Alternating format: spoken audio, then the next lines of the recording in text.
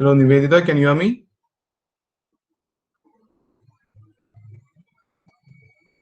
Yes, I can hear you. Yeah. So shall we start? We'll, yes, we'll start. 1 minute. Dikshita, I invite Dikshita to present the orator here. On behalf of Nehru School of Architecture, I welcome you all, students, academicians, professionals, and fellow people to the NSA webinar series on the House Program for Residential Design. Any design, such as a building, a urban space, or even a product, is user-based. The success lies in considering the user profile, comfort, emotional attachment, ethnic, cultural background, local crafts, material, climatology, and more. For any residential design to be a success, the house program is very important and must be studied and incorporated in residential design. To teach us about it through his experience from Center of Science and Technology for Rural Development, COSTFORD, Trivandrum, architect Sanjay Antony had completed his Bachelor of Architecture from Karpagam University. He was the zonal president for Zone 6 under NSA in the year 2016. He then followed his dream career path, working at COSTFORD and researching on Louis Baker's principle. He is an orator and has conducted talk shows, workshops, and seminars in several architecture colleges all over India. He is also a social activist, serving the society and making a difference. I now invite our speakers to begin with his presentation. Thank you. Okay, thank you so much, Dikshada, for your wonderful introduction, and I hope you all are like ready for 1.5 hours of, you know, it's not. I think we can term it as a interaction session, maybe like our. I don't want that to be a normal kind of a webinar or a boarding sessions or something like that. So this would be kind of a interactive session in between. So I would appreciate if you guys can volunteer yourself if some questions are asked or some kind of comments, or you can even ask questions at the end of the session. So I always welcome for all those kind of interactions, basically because when a face-to-face interaction is not possible right now, but I think if we can start doing idea in change, actually we can do interactions in between as well, and majorly in the end you can have some 10 minutes of questionnaire session or something after the session. So let me start. So I'm starting my countdown, yeah, for the 1 hours. um, just a second, let me take my presentation.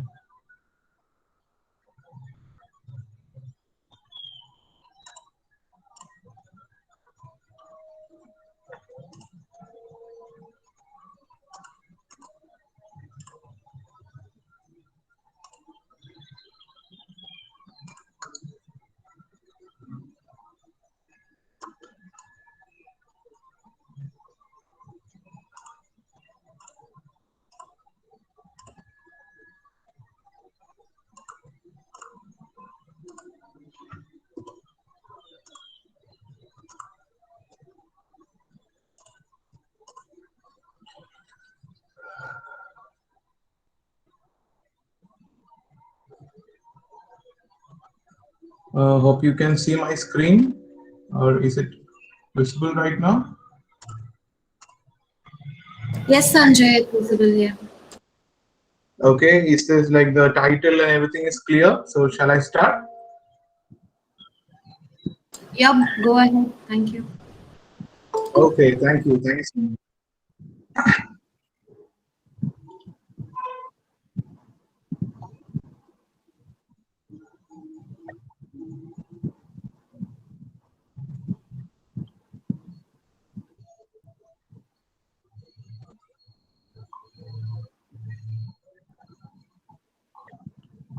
Okay.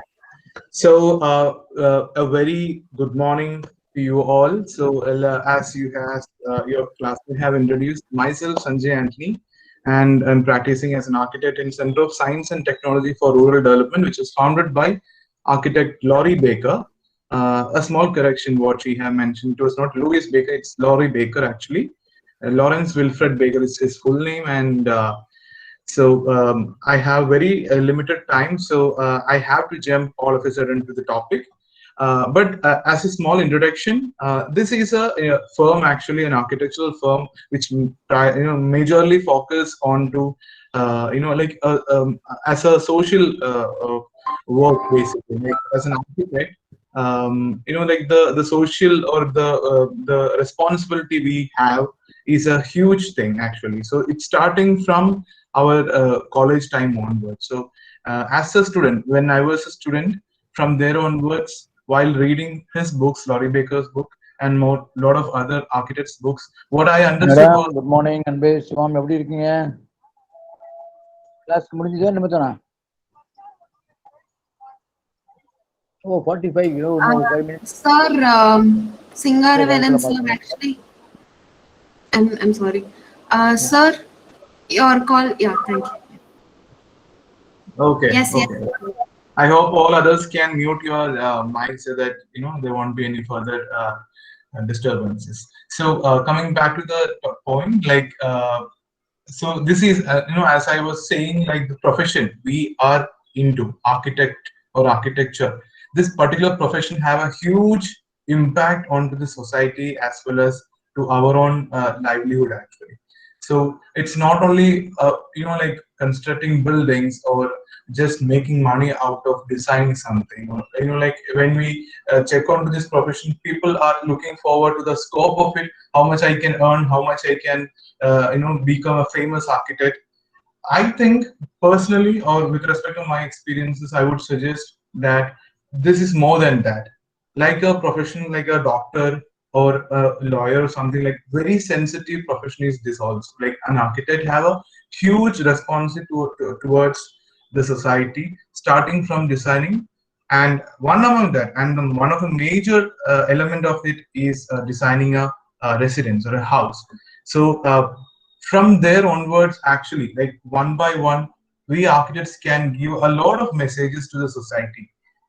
It's not only about like a huge building or house with a lot of ornamentation and wonderful colors and luxurious facilities and everything. It's not only about that. More than that, the building, how much it is impacting onto the earth. Are we actually supposed to take this much of resources from the earth, because there are further future like generations are up to come actually. So are we acting as a selfish or something is also we have to think about. So before starting designing or before indulging into a project, we have to think about lot these kind of things as well, including the design or the money aspects, and everything is considered, should be considered. But along with that, primarily at this particular situation, due to the climate change and everything, we architects have to think in this perspective also. Because our tradition, when we look back to our traditions, our ancestors, especially in Tamil Nadu and Kerala, the South Indian part, the tradition we withhold till now also is in that way that we like respect our religions or the culture and everything. And the same way, even when we look back to our traditional way of constructing houses, we can see that how much dedicated they were and how much visionary they were. They have done the buildings using mud, or they have used using renewable materials like timber and everything. So just an example, like if they are going to consider like a timber building in India, like in Asia's largest timber um, um, um, this thing palace is in Patnapuram Palace. Actually, it is in near to Nagarkoil. Patnapuram Palace, actually, Asia's largest timber palace. When they do that, actually, when they construct such kind of timber buildings, they had a vision that after 60 years or after 50 years, this building should be renovated, or after 60 years, there are certain generations coming up. So what they have done is, like, when they cut a tree, they planted more trees. Actually, for one tree, 10 more saplings were planted. So in that kind of a like, are we doing the same thing right now? Is a question I'm putting forward to you. So that let's start the with respect to this particular thread thought on your, like I'm just sharing that thought with you. You guys can think further after the session and in your continuous academics and your career. So with respect to that, I'm starting the presentation. So the house program, the essential design. Let's start. So I'm talking about like, since I hope you all are first year students. So I'm not doing this presentation in a very what to say, like architectural terms, or like so-called posh words or something. So I'm trying to use as much as simple words and as much as simple presentation, so that you guys can relate it in a very easy manner and won't get bored also. So with respect to that, again, I'm talking about a residence which was constructed for Mr. Arun Nair in Trivandrum, and his requirement was about, like, their family is a husband, wife, and two kids, a boy and a girl, and a small puppy as well, I guess. So in the like, their requirement was like 4 BHK. So my first question was, there are only 4 people and they need 4 bedrooms. And when I asked them, like, for a husband wife, they need 1 room, their parents 1 room, 1 boy 1 room, 1 girl another room. So that kind of an they came with that particular requirement. So when they approached me, the first thing I asked them back is that after 18 years, when their kids grow up, they will go to college, they will go to the job, and most probably they will come once in a year or twice in a year, most probably. So are you going to do, like, construct a room for those two people? After 18 years, that particular rooms will get vacated, and that will be a huge waste. So why can't we think in certain different way? And that is the highlight of this particular project. Like, I can, I'm not at all claiming that this is a out of the box, or it's a, what to say, rocket science project or something like that. It's a very simple thing, a simple project. But I believe that it is very hard to make things simpler than to make it complex. I think it is very easy to make things more complex, I guess, and it is very hard. So in this particular project, the approach, the design approach, is basically towards that way, that to make things simpler, and moreover, like, we have, like, made a concept in such a way that with less space but more functionality, or that I will come to that particular point. So let's go for the introduction to this particular site. So the site location is in Trivandrum, as I said before, and the area of this particular site, so it is in Trivandrum, onto the south side of the nation, and this is the locality of that particular site. You can see how much, even though there are constructions happened in between, like the intervention, like the human have intervened to this nature in this such way that a lot of concrete buildings have came in between. But my client was in such a way that, Sanjay, we need to do a building which will give a statement to these people around the area, that they can construct a traditional kind of a building, and with respect to the current lifestyle, like the lifestyle of current scenario. So that was the particular one of the particular requirement the client was asking all about. And the location, you can see, like, the vegetation all around, like especially in Kerala, you can see the greenery all around. But still, that invasion of concrete jungles is slowly eating this particular green wealth. So we architects, we are trying our best to, we need to construct houses, but without, like, with hurting the earth very little bit, actually, not that much to a conventional practices. So the site, as I said, in Netayam, it's the place named Netayam, and the area is almost 6.42 cent. The topography of the particular area is that it is a lowland area, basically. So the water table is very close to the ground level, and the major landmarks are like the ISRO, Indian Space Research Organization, and even the one of the junction, one of the nearby town is like, this is the nearby landmarks. So coming to the requirements of the client, again, as I said before, a home with less footprint. I hope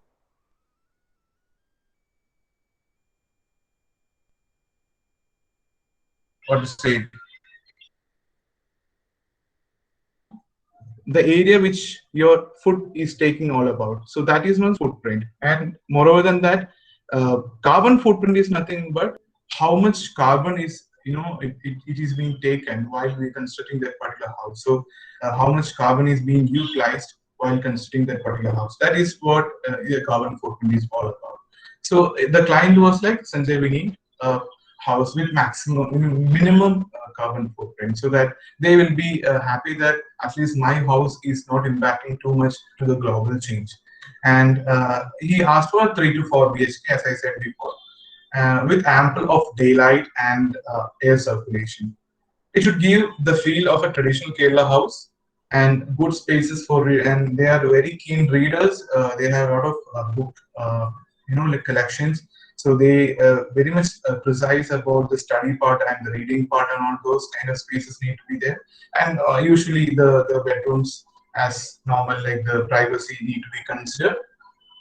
But almost, around all these requirements, the main requirement was the internal communication among the family members should not get disturbed.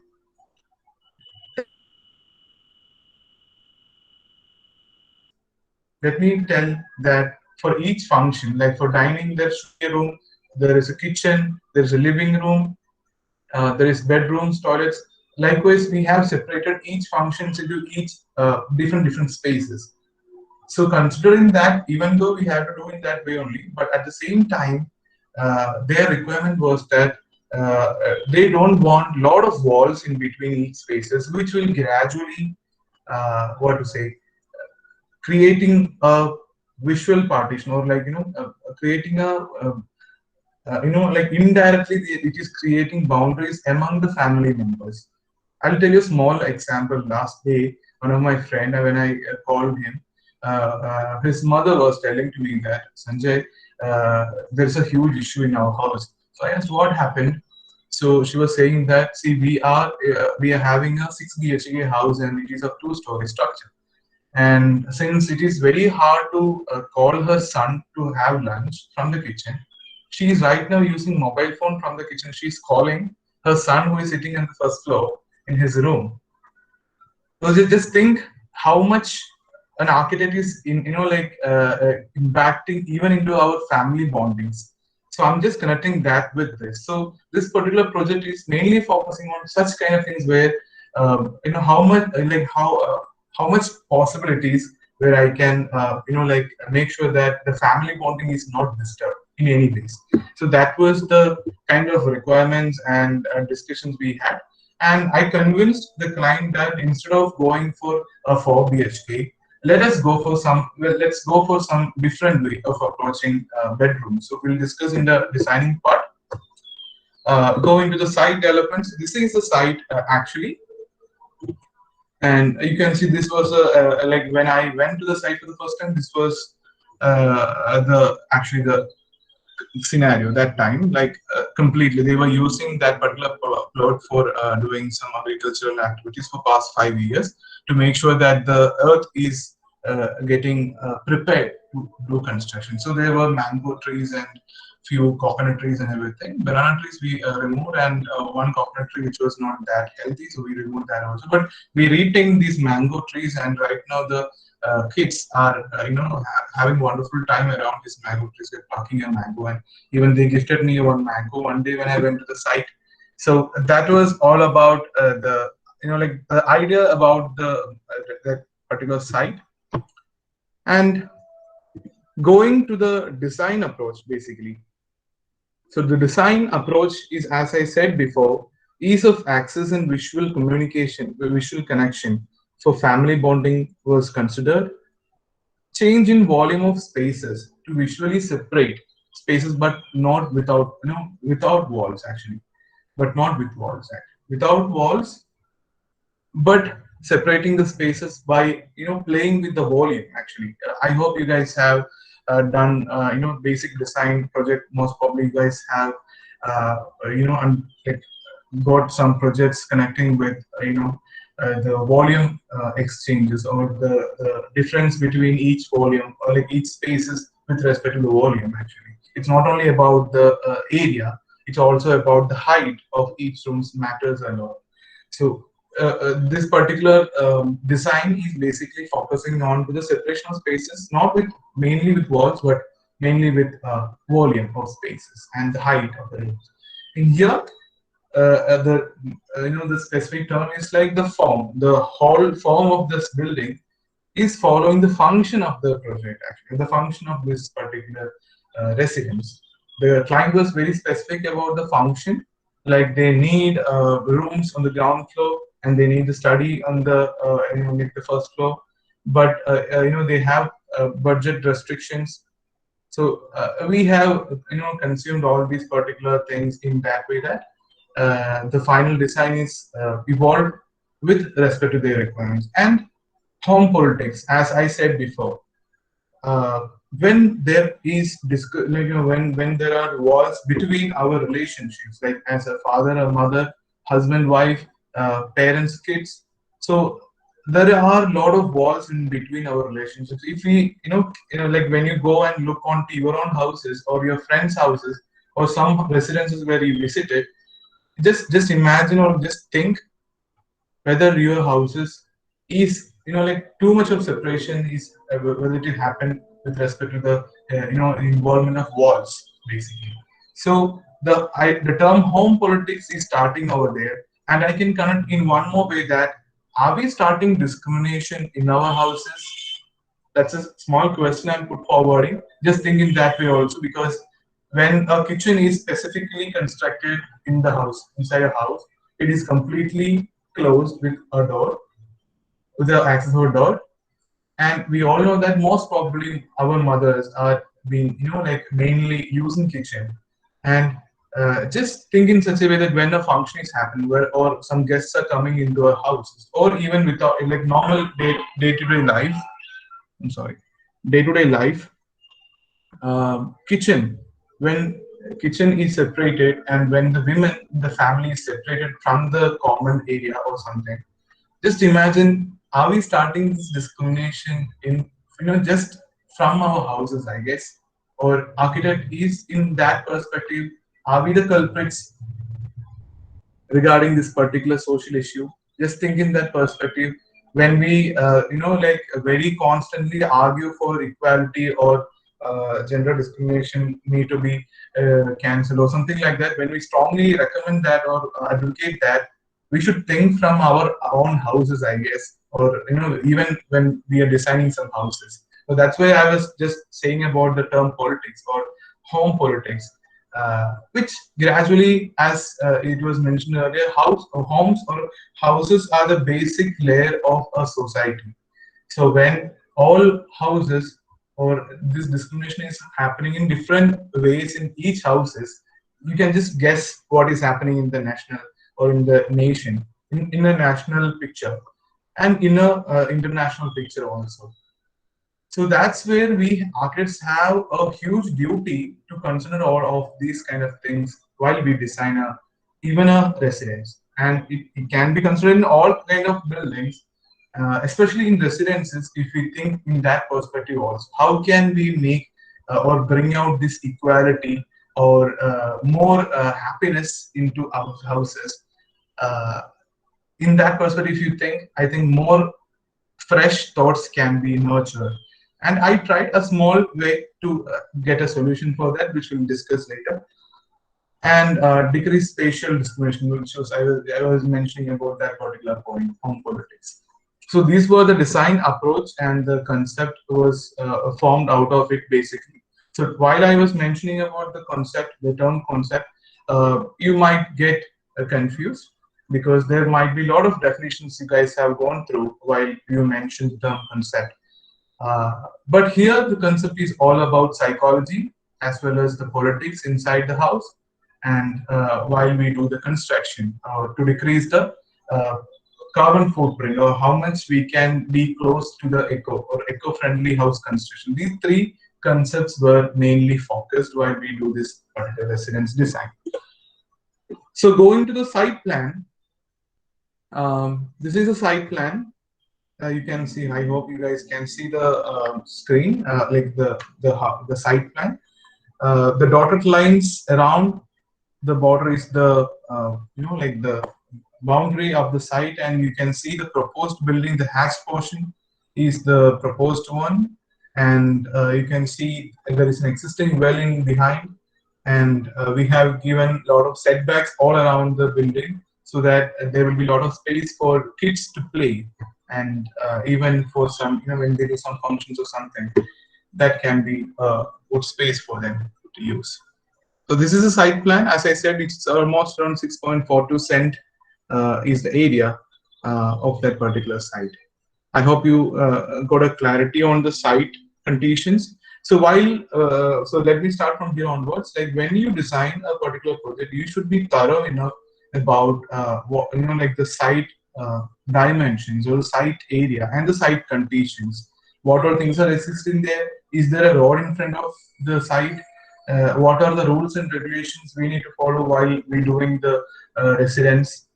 You can see numbers, right? There is in front, there is 3.95 meter of setback or 3.99.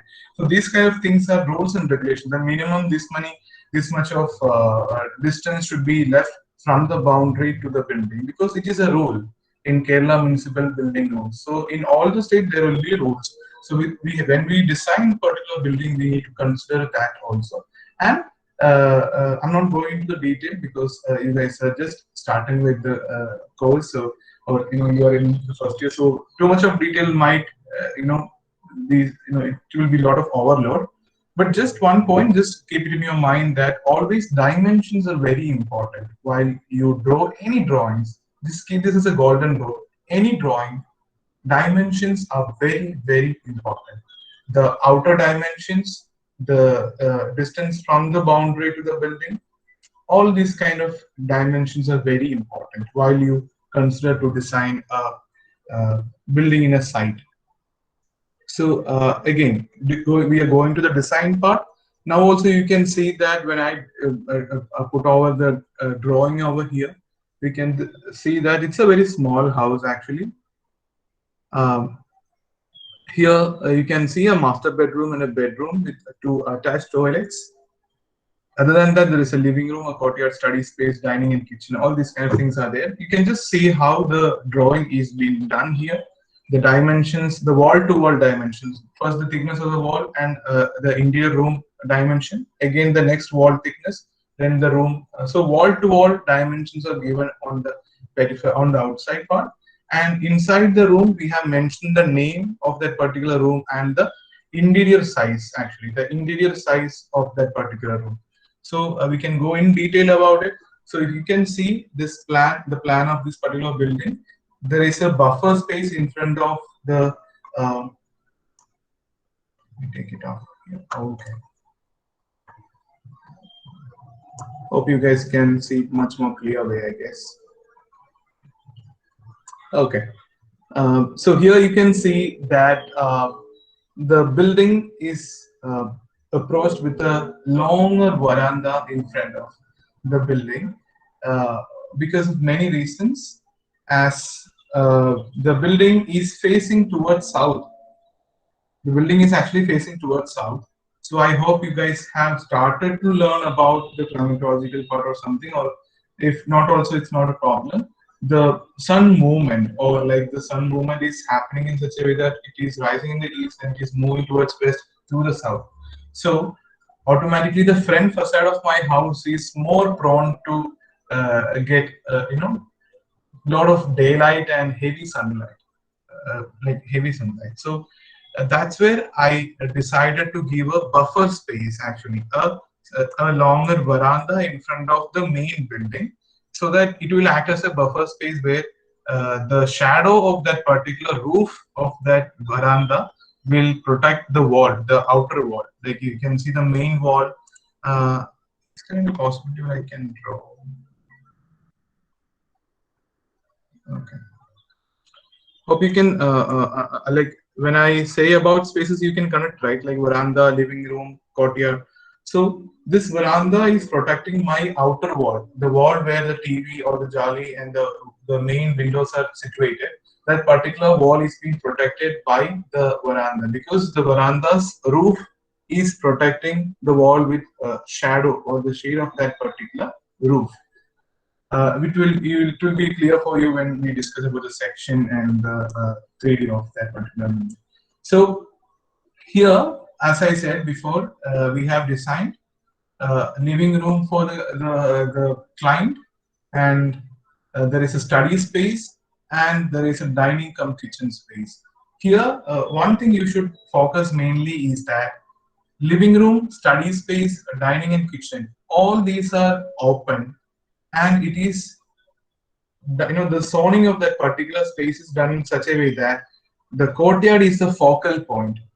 So when you are standing in between the courtyard, you can, when you look straight, you can see study space. When you look right, you can see the dining and the kitchen. And when you look at the left, you can see the living room. And when you stand from the veranda, also you can connect to the courtyard through small jalis or small windows, actually, small homes, basically. So this was what particularly I was telling all about, like the visual communication, or like the visual communication without constructing walls, but like dividing the spaces with just a courtyard, and this courtyard is being circulated with arches, basically, which I'll show you in the photographs. Okay, just go through the drawing once again. From the living room, we are moving to the study space, and there is a staircase going to the mezzanine floor, actually. Usually there are 17 steps connecting from the ground floor to the first floor, because we are using 2.75 meter as the height of the room. But as standard, 3 meter is specified, but minimum 2.75 is allowed in Kerala. So we are using 2.75 as the minimum height of the room. So what we have done is that we have made a mezzanine floor in between. It's not like a ground floor and first floor. It's like ground floor with a small floor in between, basically like this. Like this is ground floor, first floor. But here what we have done is that this is the way we have considered the design. So we have less materials are required to do the construction. That's how we have done. So from the living room, you can move to the bedroom, the master bedroom, and the attached toilet over there. And you can see the wardrobe, or the storage space is projected outside the room, so that the room won't, the room won't get any suffocation or something like that when we enter into the room, basically. So that is there. And the study space, you can see there is a bookshelf, the seat is there, mobile table. The kids will be studying over there. And to the right, you can see, when we are surrounding the courtyard, there is a dining space and a kitchen. And in the important part of this is that this dining and kitchen is open. There is no separation with walls or anything. It's purely open, and it is visible to the courtyard. So just imagine when what to say, like daylight is coming inside the courtyard, how beautiful it will be, like when they woke up in the morning and when they're cooking something, like the entire sunlight is coming inside their house, and it is being spread in such a way that to all the spaces. So the proportion also you can see, like the sizes of the spaces with respect to the courtyard, and again a bedroom connecting to the kitchen. So this is actually exactly this is what the house all about. And when you go to the mezzanine floor, mezzanine floor is like, from here you can see, from the traditional Kerala ladder, we are climbing a 1, 2, 3, 4, 5, 6, 7, 8, 9, 10, 11, 12, 13. So 13th step is where our mezzanine floor is coming, actually. So from the 13th level, so this 13th level is in this height, and from there you can see there are 4 steps connecting to the rooftop of the ground floor, our living room or the bedroom. So this is how the design have been done here. So in this mezzanine floor, what we have done is that there is a reading space for the client wife, actually. So there is an inbuilt bookshelf, and there is an inbuilt seat where we can lay down and they can read the books. So what is this inbuilt is basically that we have utilizing all the waste bricks, or whatever waste is coming after the construction will be using, and we are constructing seats. Instead of using wood or furnitures, we are using waste materials to construct seats. And later, then we will finish it with a good finishing material, so plaster it and properly we'll finish it, so that you won't feel that it's made of waste or anything like that. and there is a puja space also on top, so that they can do the puja very peacefully. So that is how the design. And the specialty is that even they are standing on top of this particular reading space or the puja space in this particular mezzanine floor. Hope you understanding the mezzanine, this reading space, puja space. This L shape is the only portion in the mezzanine level. Rest everything is double height. So the courtyard is still that rooftop of the mezzanine floor completely. I will show in the 3D. And again, the study space also is double height. Dining space was designed in such a way that it is also double height, but later we changed that also. And we considered the concept of multi-purpose. So what I have done here is that instead of going for a courtyard with depression, usually you guys have seen in movies or in when you go with your home, like hometown or somewhere, you can see courtyards which is like the depression is there, right? Like from the floor there is a depression. But what I have conceived here that I just while it was constructing, we just changed the idea from that depressed courtyard to elevated courtyard, where I hope you guys know about the term Thinnai.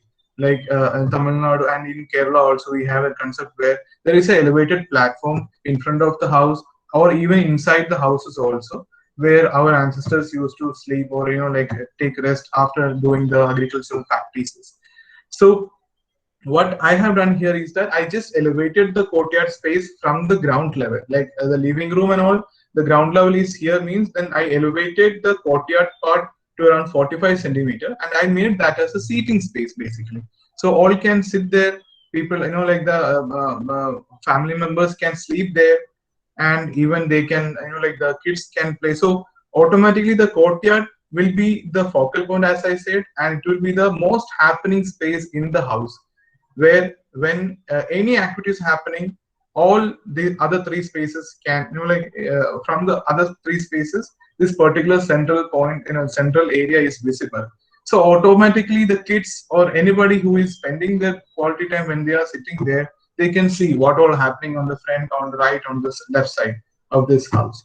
So this is so that's how we change the politics again, that let the courtyard space can be the most happening area, where a lot of fun, and when a cousin is coming, they can put a small bed over there and he can use that space as a bedroom.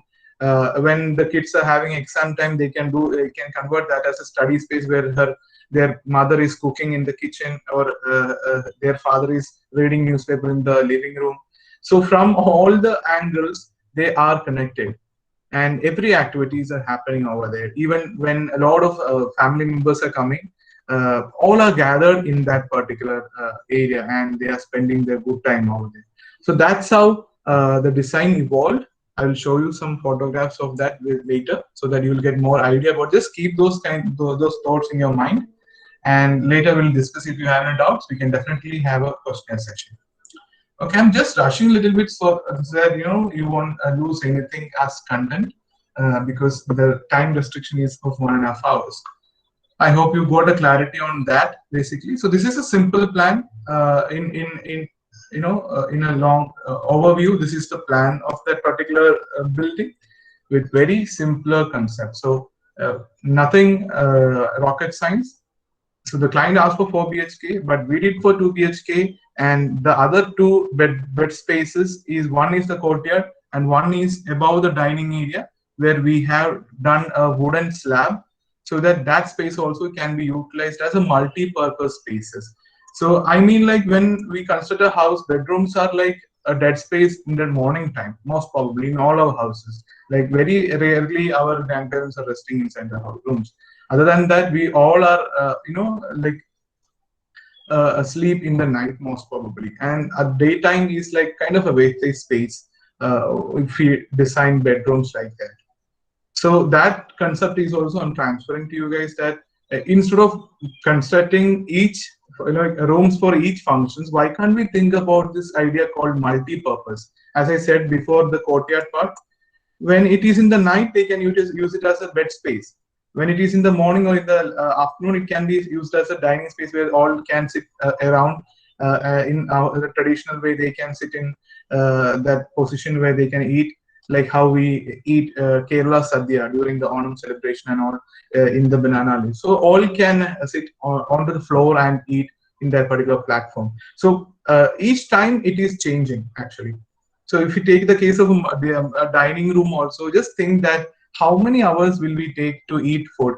And am I questioning this that are you guys eating food together with your parents or with your family members all 4 times? At least one time? Most probably we will be eating food in front of the TV or like amma எனக்கு class இருக்கு கொஞ்சம் சீக்கிரமா சாப்பாடு கொடுங்க you know. So automatically what is happening is the time usage of the dining space is a little bit, it is changing, and that is being utilized for some other purposes. But still again, other than the eating time and small usage, let's take that 24 hours in a day. Out of 24 hours, 8 hours we are sleeping. So let's take off that 8 hours. So how much is there remaining? 16 hours is there. Out of the 16 hours, we are spending half an hour for one meal. Just imagine half an hour for one meal. 4 meals are there one day. 4 into half an hour, 2 hours. So how much hours is remaining again? 14 hours is remaining. This 14 hours, this particular space is dead is what I am trying to convey. So how can we utilize this dead space into an active space while we are not utilizing that space? So multi-purpose or multi-functionality. In this design, the dining room is designed in such a way that the dining table can be, like folded. Like we can fold it onto the wall so that when they are not utilizing the dining space or dining table, when it is folded to the wall, you can imagine connect that with the train concept. In the trains, there will be a small table connected to the wall of the train, right, near to the window. You guys will fold it and you guys use it as a table. After that, you will fold it done. So just imagine after that, the entire space is free for you to move around or play around. So just imagine again here also, when the table is folded, that entire space is completely free, so that the movement is much more freer, and even they can do some other works also over there. So likewise, we can think in all those kind of aspects, like instead of constructing rooms for each thing, so instead of 4 BHK, this house is done as 2 BHK, but at the same time the function is of the 4 BHK. This is the highlight of this particular residence project, where we can minimize the space but without compromising on the functions. At the same time, the functions are completely utilized with the minimal usage of the space. So are we talking about the responsibility of an architect here? Just think.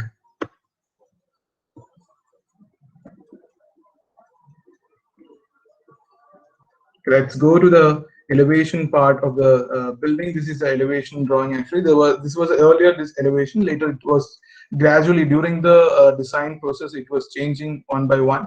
So the section, this is what I was talking all about. You can see here the ground floor with the 2 arches. From the dining, you can see the living room backside with 2 windows, and again the study space also is supported with the arches, 2 arches. And the mezzanine floor is what I said in this way, that after climbing the 13th step, there is an in-between slab actually. So the first floor, the ground floor, and there is no first floor. Basically, there's an intermediate floor there, so that we'll get maximum height in the courtyard space as well as in the study space also. This is a very simple section what we trying to approach. And again, as I said, the veranda space. This veranda space, as I said, it is acting as a buffer space, so that when a sunlight is trying to enter into the like hitting onto the wall very during the evening or the afternoon time, the intensity is very high. So the mangrove tile roof will protect the outer wall by giving the shade. So that's how it's all our traditional concepts basically, and this is how the house will look like when it was designed that time. This is how we planned for. Hope you can see the design. So you guys have, I got you guys an idea how the veranda is acting, and it is taking all the heavy sunlight during the lunch time or the afternoon time. And there are a lot of small jalis are given so that we can utilize the stack effect, or like how we can take in more air through ground floor and we can release over the rooftop. This is the preliminary like sketch of rendered views actually. So this is how it will look like, where on top of the roof we have given gable openings It's a triangular openings with small openings, so that the hot air will rise and it will escape through the roof, so that there won't be any heat inside the room likewise. So this is the backyard of the house. This is how I said actually. The terrace, there will be two terraces on top of both the sides, and the mezzanine floor in between, which is protected by mangrove tiles. And we have reused all these things. I'll come to that particular point. So let me rush a little more faster. So the construction is basically depending on the principles of architect Laurie Baker. So hope you guys know him. If you don't know him, just Google it. This is Mr. Lawrence Wilfred Baker, who came all the way from Birmingham, UK, and he settled in India due to a lot of reasons. You can go and search for his life history and all. I can't explain all about him right now because of time constraint. But let me tell you some of his major points actually. This is his handwritten note for students like you. Only accept a reasonable brief and one which you think you can be capable of carrying it through. Discourage extravagance and snobbery, and don't take on a job which it either. Always study your site, the soil, topography, water, climate, neighborhoods, everything, even including noisy temples, smelly factories, etc. See potential services, water, drainage, access, power, fuel, all these things. Accurate details, unique design, like study the local materials, study and know about the energy, how much energy is being utilized, building codes and advisory, right? And not mandatory rules and everything. Don't rob national resources. As I said before, the resources are also for our next generations. Be honest and truthful. Avoid opulence and show off, or lot of what to say, like uh, um, a lot of showing off by giving a lot of ornamentations and everything. Concise, or concise to your design basically. All you do, your own prejudices, and have faith in your own convictions. Cost efficiency is your way of life. I mean, cost efficiency is just our way of life. Where when we go for buying some vegetables from a market, we won't buy. If your mother is going to make sambar today, you won't buy chicken, right? You will buy only vegetables for sambar. The same thing we can think in that way also now while we do our building also. Why do we randomly do a lot of unwanted things in the building to just prove that I am rich to the neighbor? We are adding a lot of projections, lot of colors, blah blah blah things. Just imagine, is it necessary? Is it necessary? So this particular term is just keep in your mind that whatever you do, just ask yourself, is it necessary? If it is necessary, do it in the most efficient way. Whatever, like nobody's saying that you should not use cement or concrete or anything like that, but use it for the necessary purposes. Not Don't overuse it, so that we can save the resources for our future or the generations. Use our common sense and definitely have fun. Enjoy your design process. Enjoy the construction. Through that, you can definitely like understand about it. So I'm going to the alternative construction technologies what we have utilized in this particular project. The random rubble foundation. So the dry rubble masonry is what we have followed as the foundation of the building. So these are the sketches of Laurie Baker. Instead of this way of constructing the foundation, if this way of construction is there, that would be much more effective. You can see wall should be on line with our foundation to avoid rainwater to soak inside the wall and weaken the structure. You will understand it through the sketches itself, like how it is there. And see, the students like you came to Laurie Baker Center workshop, and we were training the students how to do that in like in 1:1 scale, where students were trained to do all this kind of masonry. So these are our traditional method of doing foundation, rather than using the concrete foundation and everything. And going to the brickwork also, again, here we have not going. Hope you guys have started learning about the brick bonds and all, I hope. But if not, don't worry. I'm just saying about how efficiently we can utilize, even the brick walls also. I'm not going to the details. later, if you need any kind of more explanations, you guys can contact me in person. I'll definitely like, and these kind of details is not much needed for you guys right now, but just keep this term in your mind, the rat trap bond. So this particular bond is specifically utilized in our construction basically to make sure that the temperature inside the room is much more cooler than outside, because there is cavities in between the walls. So you can see here there is cavities inside the wall, right? It's not completely solid. There are cavities inside the wall which will act as induct, like climate, like the air induction basically. So automatically the inside the rooms will get more cooler than outside, because the air or the hot air is moving inside these particular cavities, so that when the heat air is transferred, the impact will be very less comparative to the outside. Just remember that particular term, rat trap bond. Later you will get to know about it in detail. And even we are utilizing the concept of filler slab, where instead of doing conventional slab, concrete slab, we do the slab concreting using mangrove tiles in between, so that the utilization of concrete is very less, and even the reinforcement also. So after the construction, this is how it will look like from down.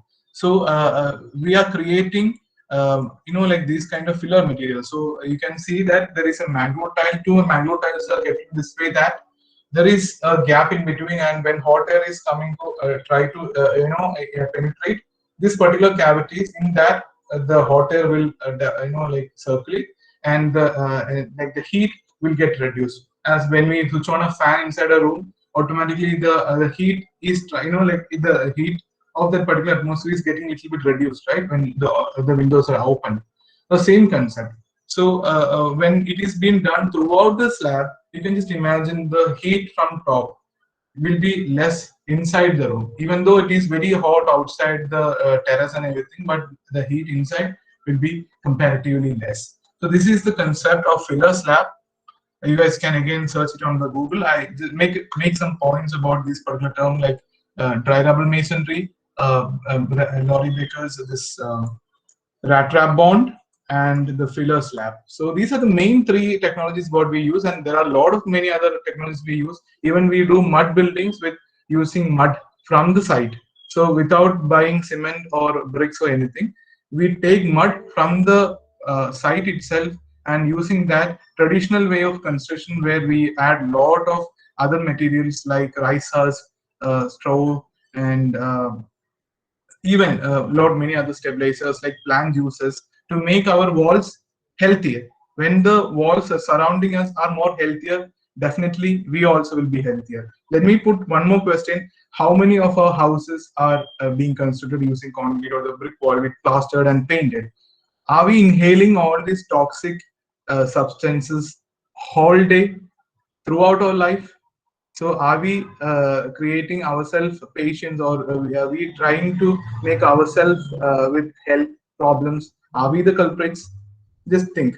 Just think in our traditional concept, that time when they do mud buildings, what happened? They all were very healthier, and they stayed for more than 100 years. So just think, you can think in that perspective, where the walls, or even it's not only about what the food we are eating should be healthy, the atmosphere should be healthy, the house where we are staying should be healthy, all these places should be healthy, right? So I'm just throwing a thought again on your design aspects. So this is all about the construction part of this particular like the technologies what we use. Coming to this particular project, so this was the foundation, like the construction time. We excavated the particular plot with respect to the plan, and this is what we saw, that like the as I said, like since it was a lowland area, the water table was very near to the ground level, just around 1.5 feet, around 35 to 45 centimeter depth from the ground level. It is completely water, like the water table was very nearby. So what we have done was, we used quarry waste from the nearby quarry with very less rate, and we filled it, the quarry we filled completely with the quarry waste. Quarry waste is nothing but the rock dust and small pieces of that. So it was a combination of that. So we stabilized it with that, and then on top of it, we constructed the dry rubble masonry foundation and basement, and that's how we made the plinth of the building, or the basement or the base of the building was made such a way that we utilized these rocks and everything from a local market.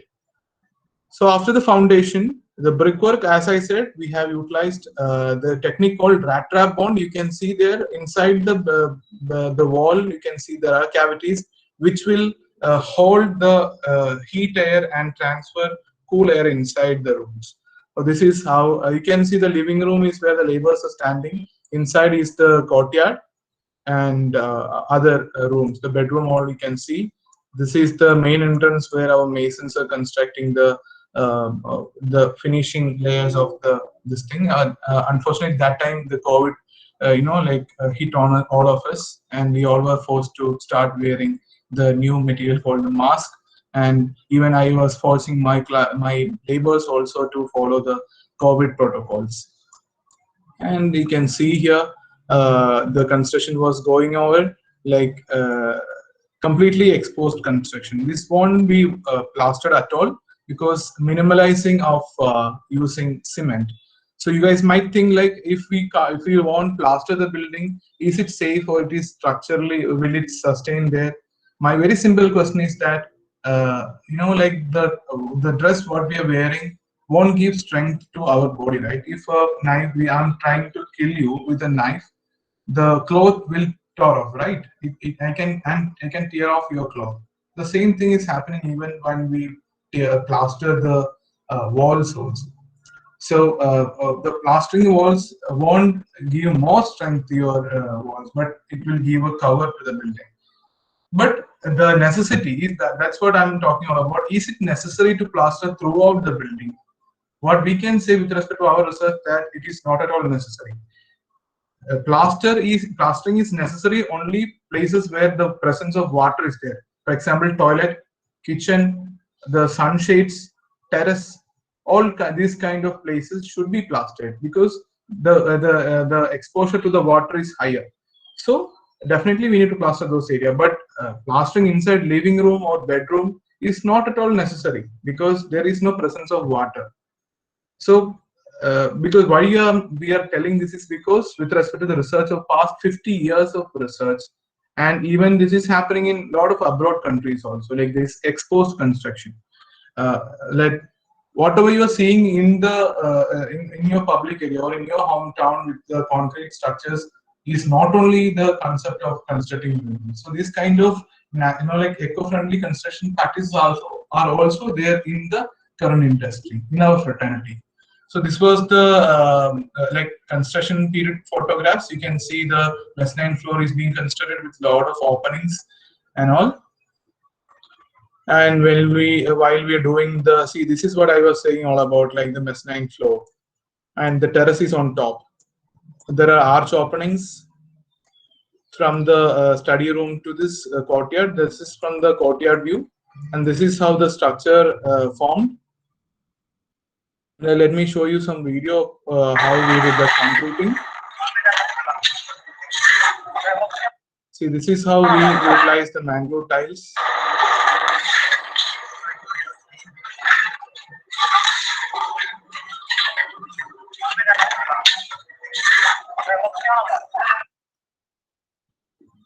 So don't worry, the person with the hat is nobody else, is that me, because when we do something, we should be ready that we have to go into any kind of risk, where I climbed up the roof and was helping the laborers, as I also was a laborer that day, and I got a labor wage also that day from the contractor.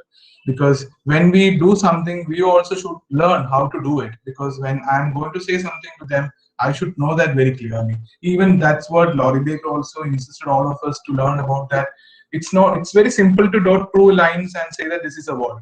But to construct that wall is having a lot of tasks behind it. A lot of human power is needed to construct a wall. So to know that, personally, we all try to help the laborers together, and we learn from the laborers. So those kind of egos or anything completely, like removed, and we teamed up with the laborers, and they taught me how to lay a brick, how to construct a wall, and through that also I learned a lot. So the college education is not only where you can learn a lot, you can learn from the labors also. So you can focus while you are doing internship, or even when you're going for the career thing, you can try collaborating with the laborers, and you can spend some time with the laborers to do hands-on by taking trowels and cement or mortar and constructing the walls in reality. So that's all about the construction part. Let me, so as it's not the end, just the beginning. And after the construction, this is how the building looked like.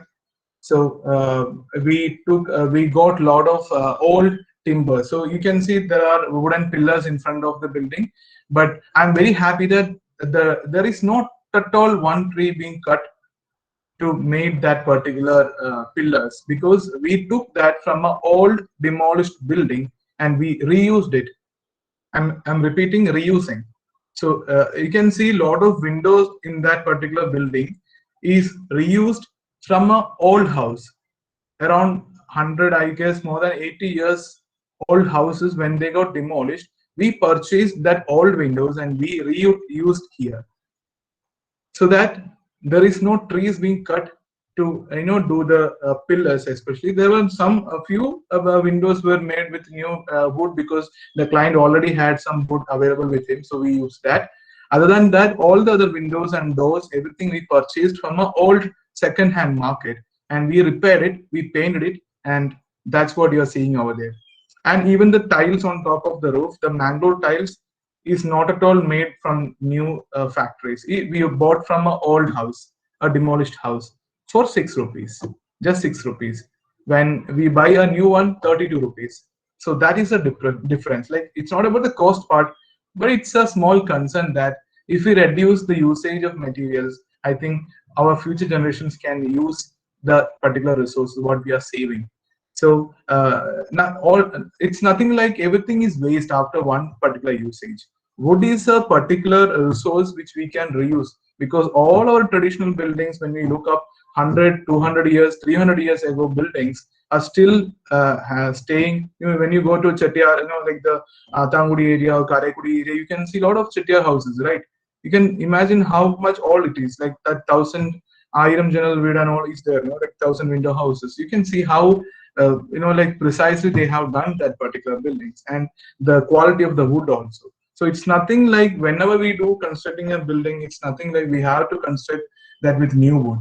The entire wooden pillars you are seeing here are reutilized, and we bought it for just 7,000 rupees per pillar. If you go and construct one new one, if you starting from cutting the tree, seasoning it, like the carpenters coming in and transforming it into a pillar, it will be a huge, tremendous task, and it will cost a lot more than around minimum at least 30,000 per pillar. So you can just compare the 30,000 to 7,000. Around 23,000 is saving in one particular pillar, and compare it into the multiplying it with the 7 pillars. You can see, imagine how much amount is saved. I'm again saying it's not about the cost saving; it is very secondary thing, the cost part. But primary thing is to save the resources. Not cutting a tree and constructing a building is how beautiful it will be. Just imagine. So this is where I was talking about the courtyard. You can see the elevated platform here. As earlier I believe to do that is a like a depth, the normal courtyard which is depressed from the normal floor area. But later we transformed that particular platform into a like elevated area, so that people can stay there, sit there, eat there, sleep there. And interesting part is that it is divided into 4 chambers, and you can open that wooden panel. So inside that, it is full of storage area, completely sealed with tiles and everything, so that you can open that particular window, like the wooden panels, which is also old wooden panels. So you can open the wooden panels in that platform, and you can store the things inside, close it, sleep over it, or use that particular space.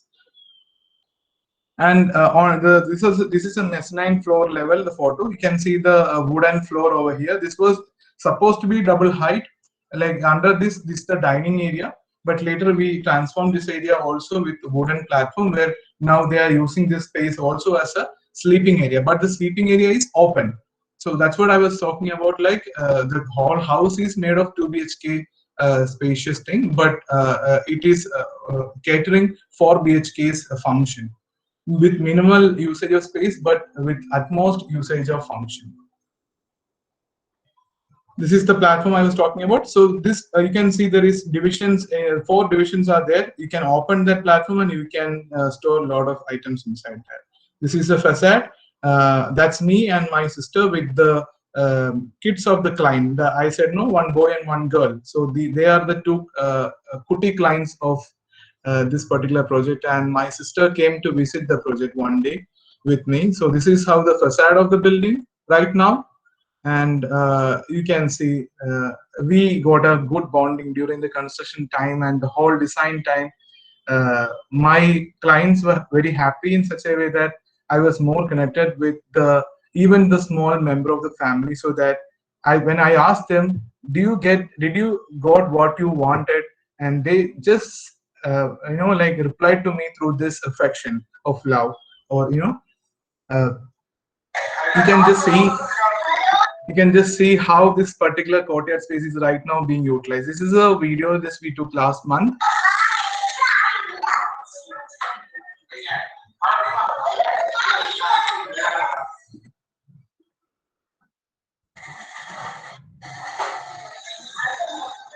This is a view from the top, actually from the mezzanine level. You can see this particular view.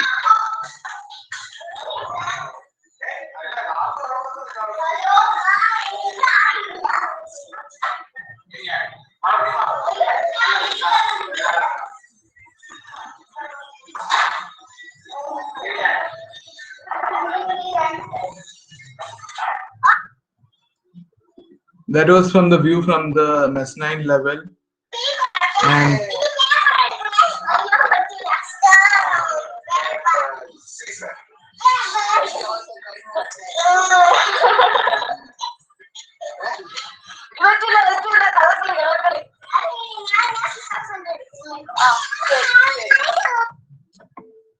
so yeah, that's all about like the beauty of when we do something from our heart and with all the passion and love. That is the response we will get back from our clients, especially from the kids of the client, because I believe that I have added some good memories to their childhood, and their house will be the place where their childhood is going to start. So I'm very much happy with that.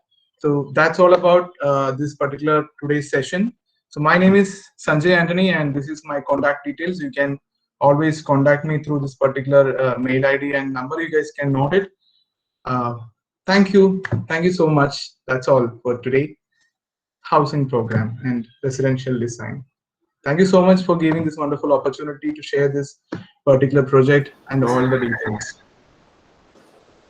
Thank you, Sanjay. Thank you. We will now accept questions from the audience. Yeah, from sure. the participants here. I'm sure many of them have questions. Yes. Wonderful. Sir, this is Professor Singaravadivelu. Hi, sir. Hi. Very good, sir. Explained very well. Your plan was very nice. It is a wonderful session, sir. I am from aeronautical. Just want to attend only, just attended. Very nice. Congratulations, sir. Thank you. Thank you, sir. Thank you so much.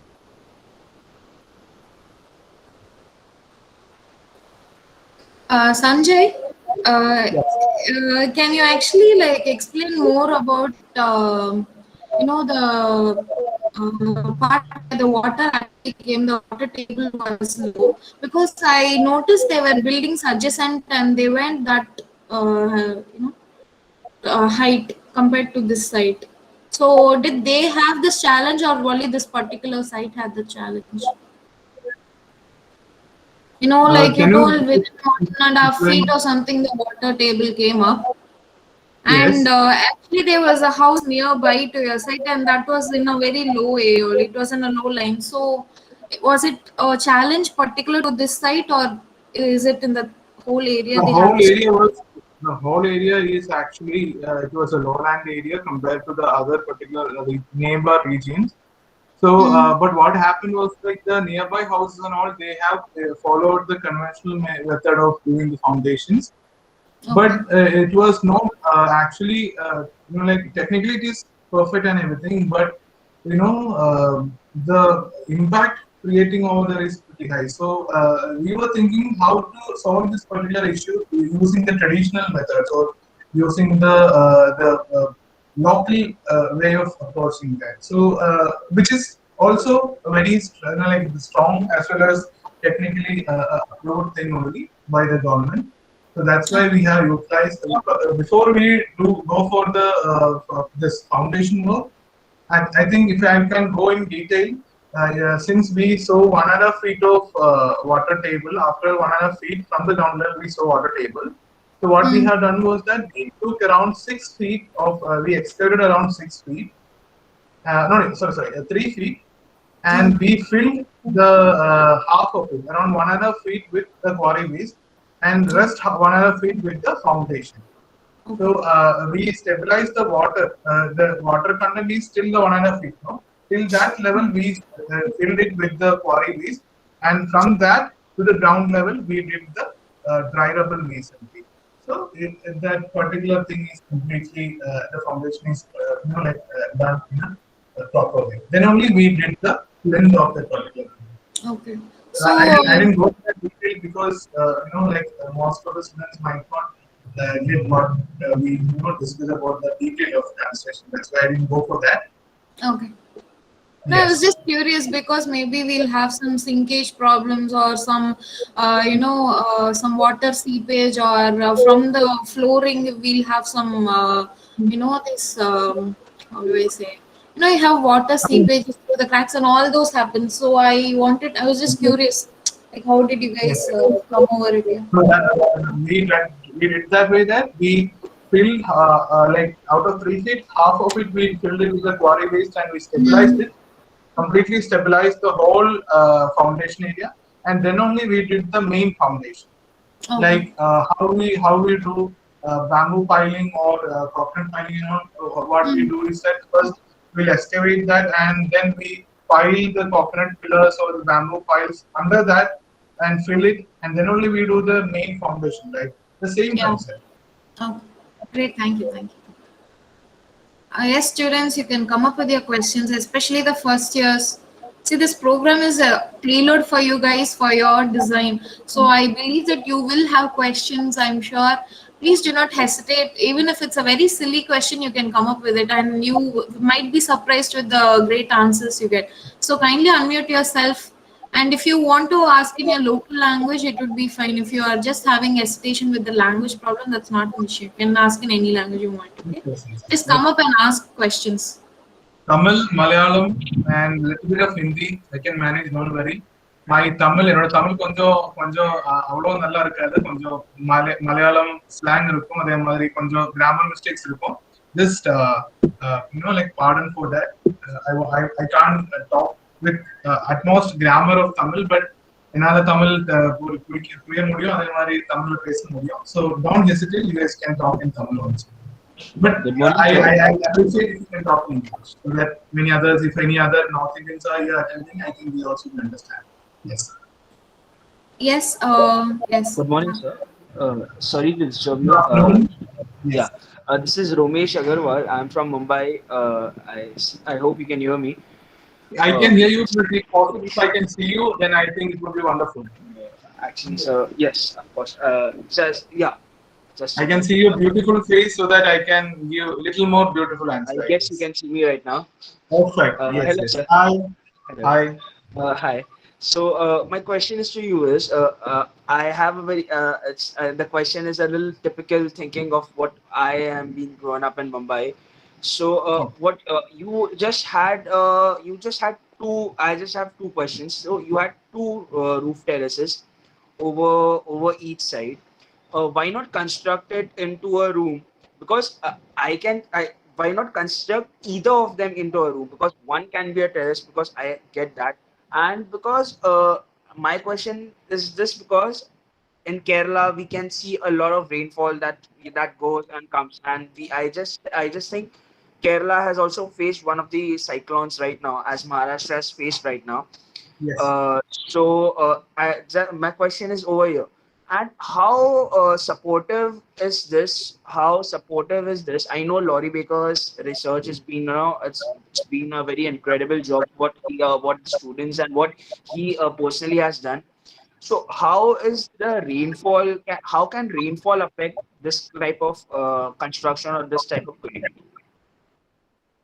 Okay, wonderful. So let me give an answer to you in a little more clearer way. As I said, like the design approach, there, why I have given the central portion of that particular mezzanine level only with the slope roof, and the both other sides are given flat terrace, is because of two concerns.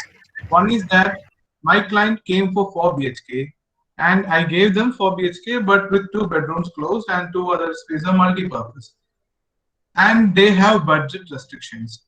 So what we thought was, I have designed it for 2 floors exactly, but whatever I have shown you is the current phase. There is a second phase of that particular building that later on they want to add a floor, or if they want to add a room when their kids are growing up.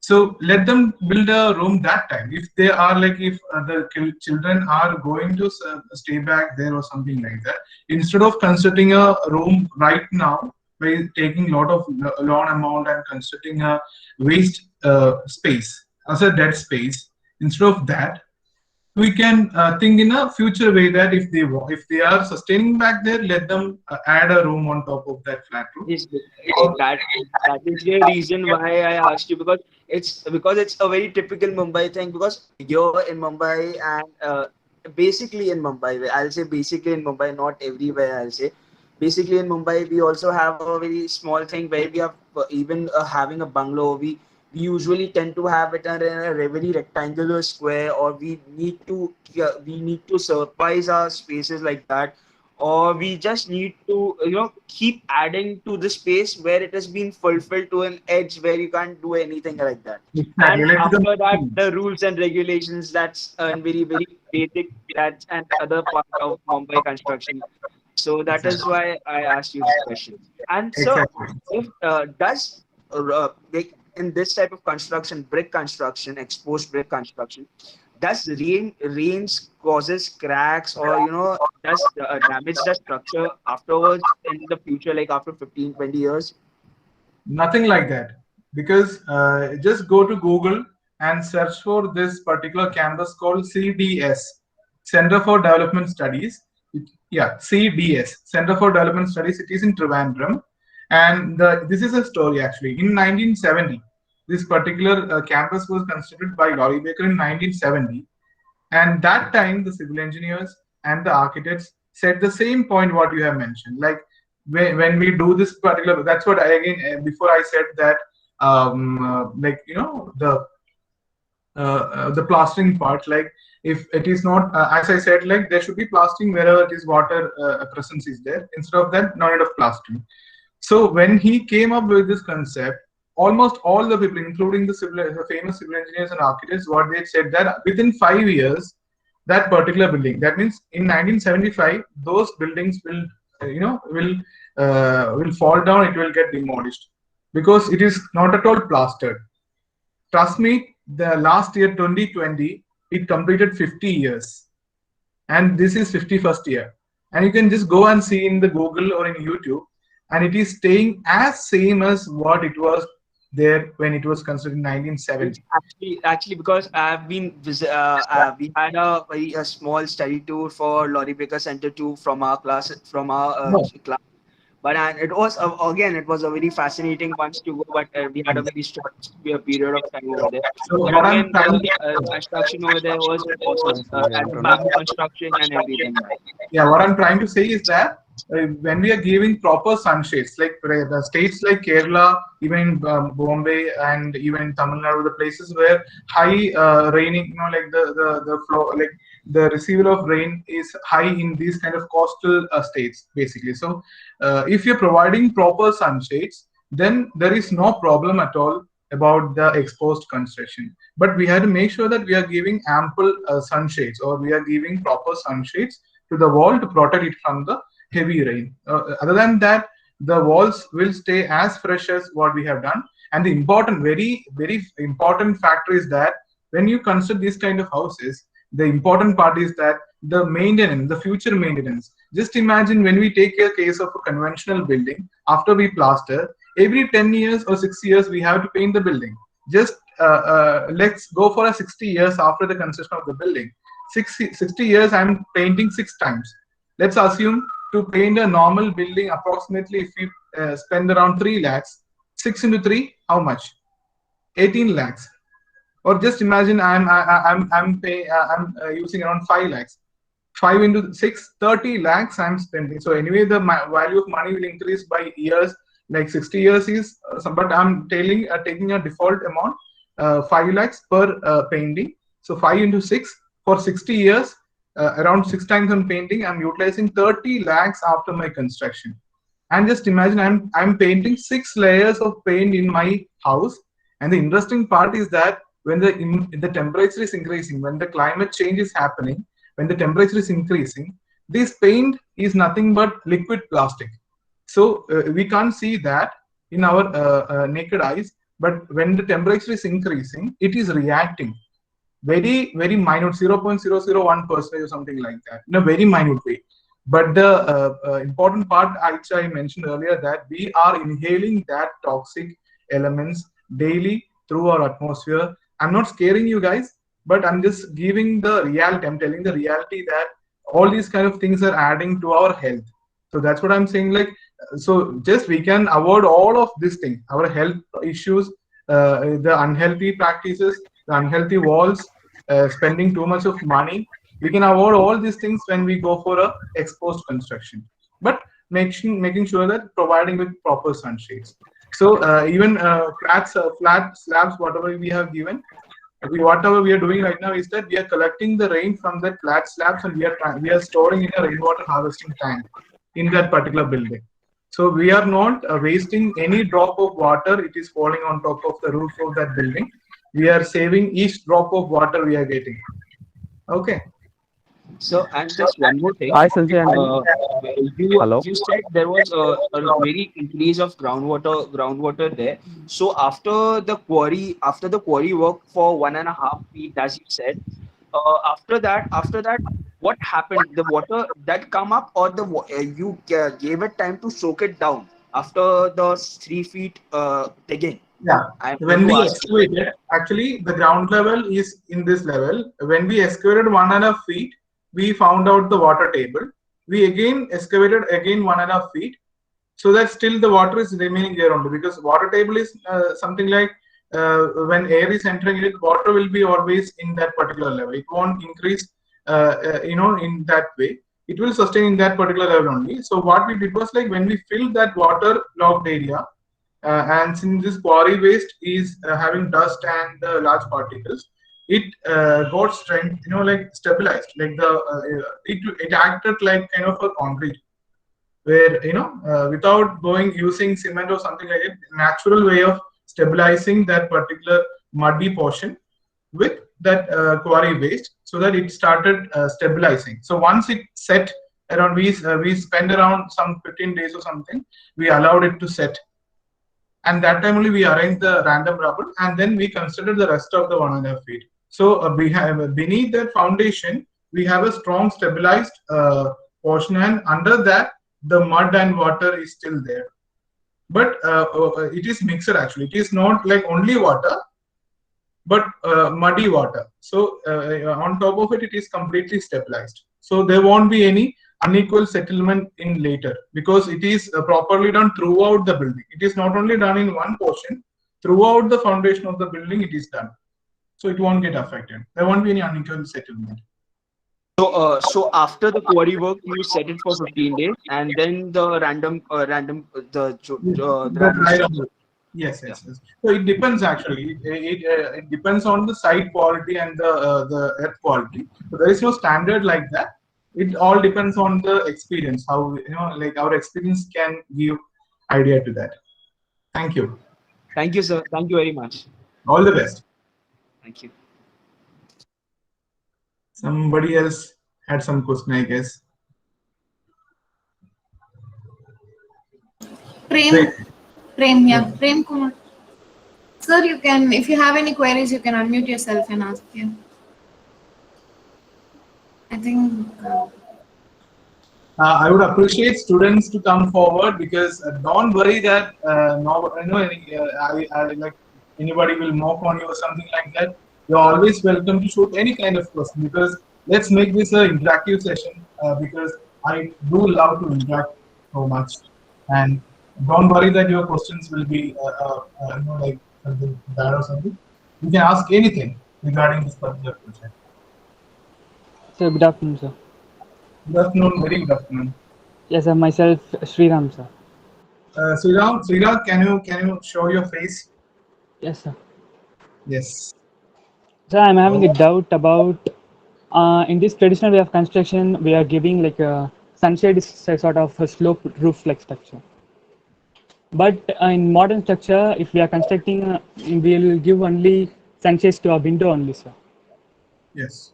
Then we want to provide some waterproofing to, like not plastering. We are giving back construction like so.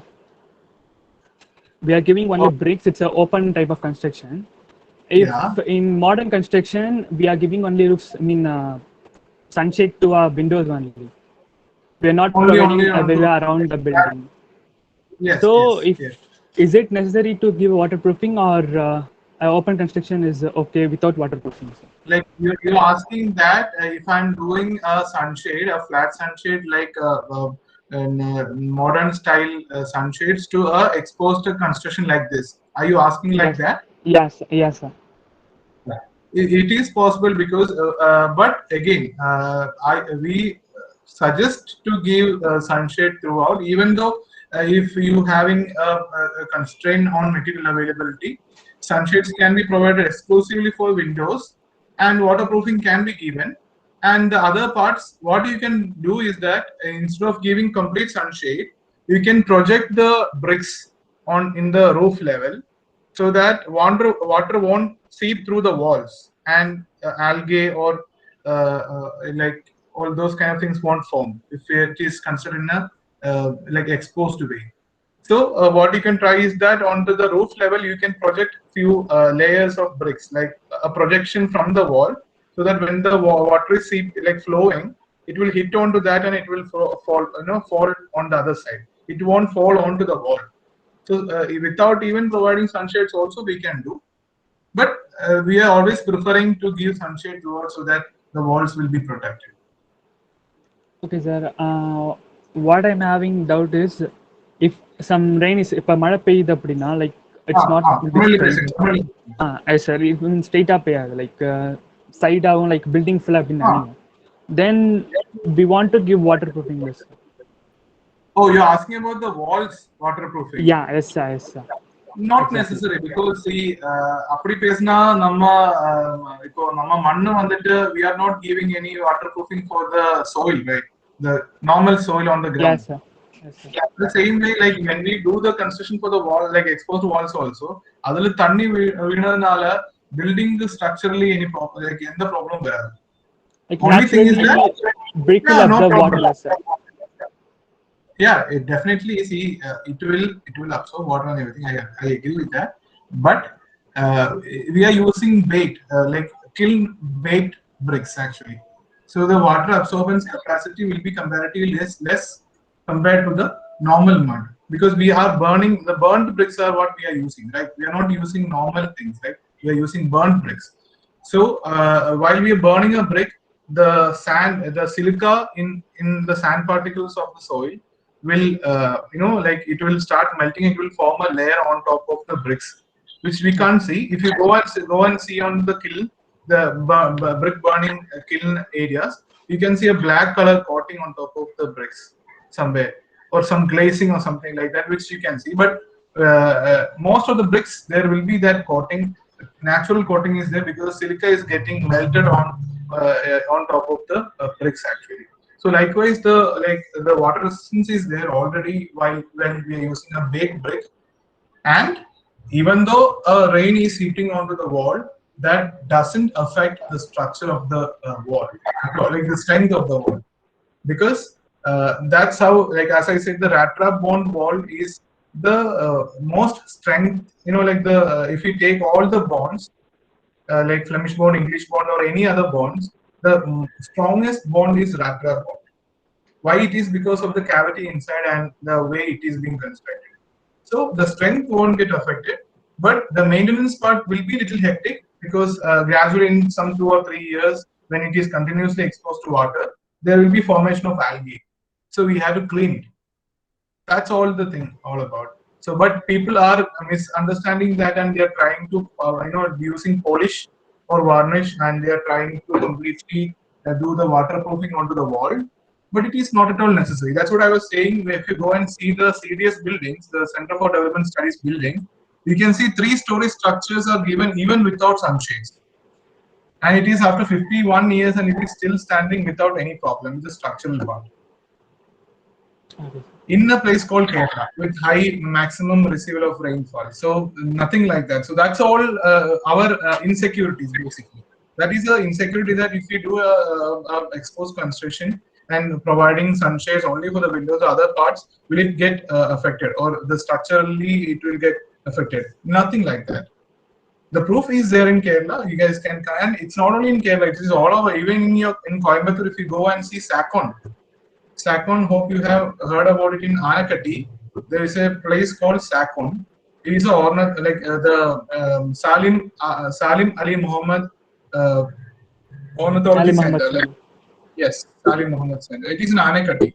You go and see there. We have done it in the 80s or something, and it is still standing. And there is right now only we started knowing about the terrace gardening, or what to say, we are using the greenery on top of the terrace and all, right? Like the lawns and everything on top of the terrace.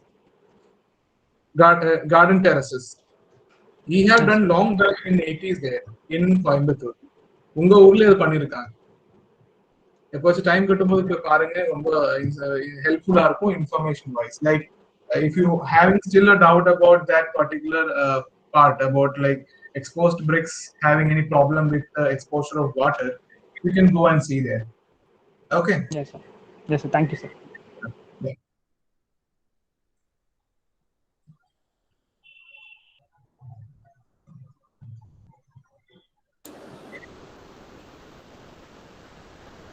Anybody else having any kind of questions regarding the design approach or thought process, or at least about the video you have seen in the end, what game it was, anything about you can ask. Like it will be fun,